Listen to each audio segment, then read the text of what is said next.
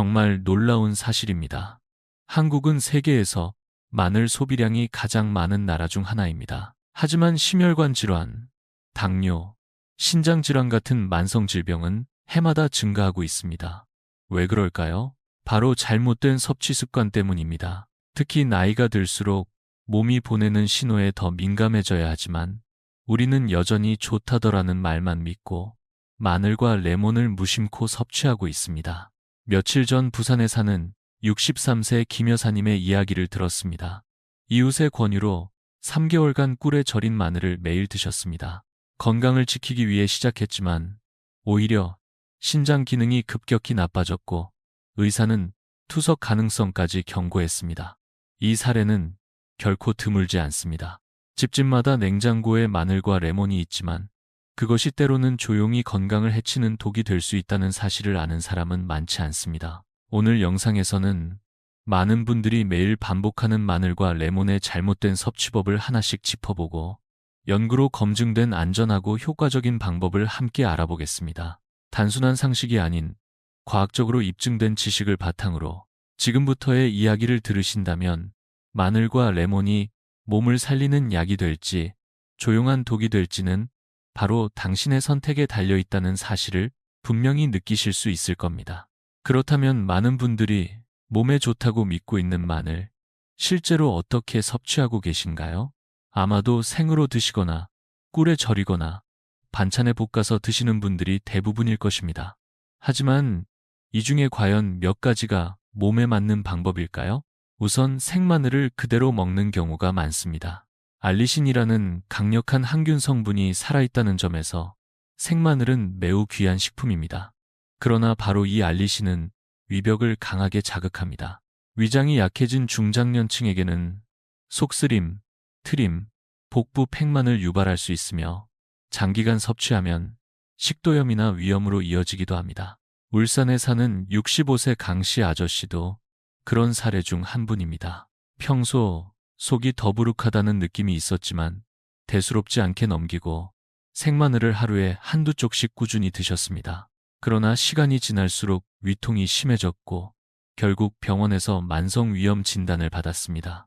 그는 좋다고 하니까 계속 먹었을 뿐인데 라는 말을 반복하며 안타까움을 토로했습니다. 또한 마늘을 기름에 볶는 것도 흔한 방법이지만 주의가 필요합니다. 특히 콩기름이나 해바라기유 같은 오메가, 유가 많은 식물성 기름에 마늘을 센 불에 볶을 경우 마늘의 유익한 성분이 파괴될 뿐만 아니라 해로운 산화물질이 생성되어 오히려 혈관 건강에 악영향을 미칠 수 있습니다.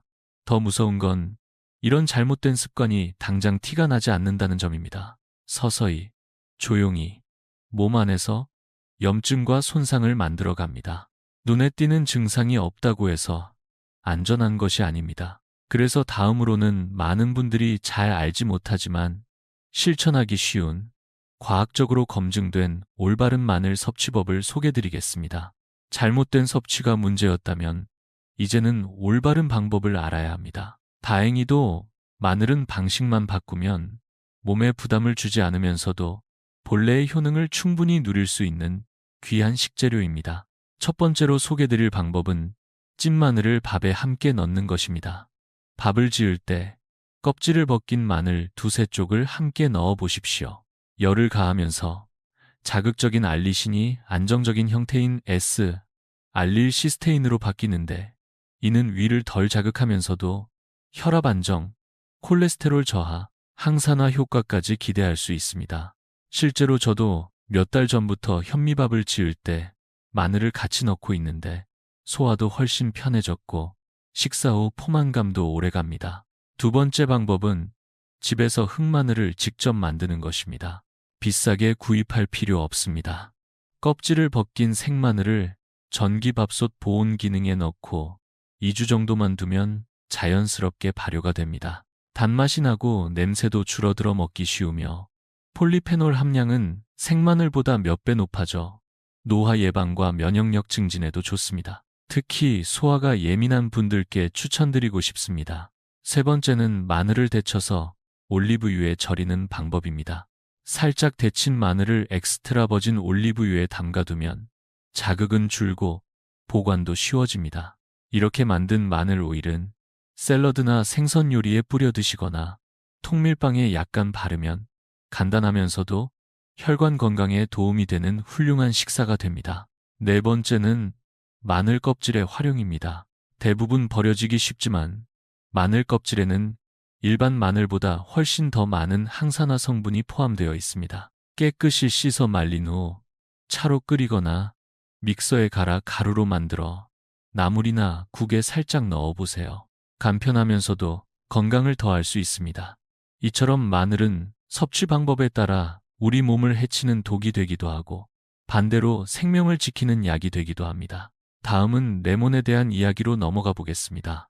마늘과 마찬가지로 레몬 역시 많이들 드시지만 제대로 알고 드시는 분은 생각보다 많지 않습니다. 마늘만큼이나 많은 분들이 일상적으로 섭취하는 식재료가 바로 레몬입니다. 상큼한 향과 풍부한 비타민C 덕분에 건강에 좋다고 믿고 매일 아침 레몬물을 마시는 분들도 많습니다. 그런데 여기에도 우리가 쉽게 놓치는 함정이 있습니다.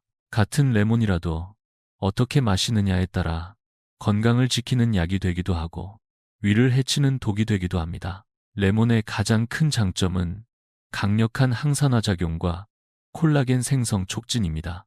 비타민C가 풍부해 노화 방지, 면역력 향상, 피부 탄력 유지에 도움을 주며 헤스페리딘이라는 성분은 혈당 조절과 혈관 보호에도 중요한 역할을 합니다. 또한 레몬 껍질에 포함된 펙틴은 수용성 식이섬유로 콜레스테롤을 낮추고 장 건강에도 이롭습니다. 하지만 많은 분들이 찬물에 레몬즙을 짜 넣고 설탕이나 꿀을 섞어 마시는 실수를 저지릅니다. 얼음물은 비타민C의 흡수를 방해하고 설탕은 혈당을 급격히 올리며 오히려 지방 축적을 촉진할 수 있습니다. 실제로 한 연구에서는 레몬물에 설탕을 타 마시는 습관이 인슐린 저항성을 증가시키고 장기적으로 당뇨병 위험을 높일 수 있다고 밝혔습니다. 또한 공복에 레몬물을 마시는 것도 주의가 필요합니다. 특히 위염이나 역류성 식도염이 있는 분들에게는 레몬의 산 성분이 위를 자극해 속쓰림이나 복부 팽만을 유발할 수 있습니다. 위장약을 드시고 있는 분이라면 레몬이 약효에 영향을 줄 수 있으므로 반드시 식후에 마시는 것이 좋습니다. 제가 알고 있는 60대 후반의 한 어르신은 매일 아침 공복에 찬 레몬물을 드시다가 오히려 속쓰림과 피로감을 느끼기 시작했고 검진 결과 위산 과다로 인한 위점막 손상 진단을 받으셨습니다. 몸에 좋으리라 믿었던 습관이 결국 건강을 해치는 원인이 되었던 것입니다. 그렇다면 레몬은 피해야 할까요? 절대 그렇지 않습니다. 마늘과 마찬가지로 방법이 핵심입니다. 다음에서는 우리가 일상에서 자주 접하지만 조심해야 할 잘못된 음식 조합들에 대해 함께 알아보겠습니다. 익숙해서 놓치기 쉬운 조합이야말로 가장 조용한 위협일 수 있기 때문입니다. 앞서 말씀드렸듯이 마늘이나 레몬 자체가 문제가 되는 것이 아니라 그것을 어떻게 조합하느냐가 더 큰 영향을 미칩니다. 특히 우리 식탁에서 흔하게 등장하는 조합 중에는 보기엔 평범하지만 장기적으로 건강에 큰 위협이 될 수 있는 것들이 있습니다. 첫 번째는 마늘과 흰빵의 조합입니다.